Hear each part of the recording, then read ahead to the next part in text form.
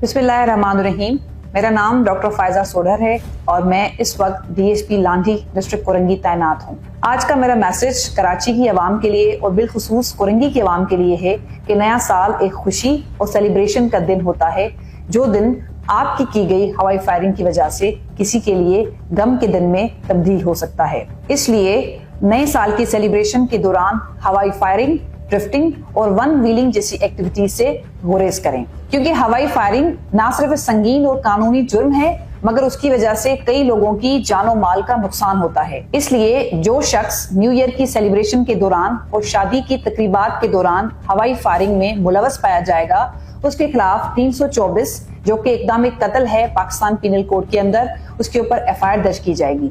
लिहाजा आप एक जिम्मेदार शहरी होने का मुजाहरा करें और इस तरह की एक्टिविटीज से गुरेज करें। बहुत शुक्रिया। सिंध पुलिस जिंदाबाद, पाकिस्तान पाइंदाबाद।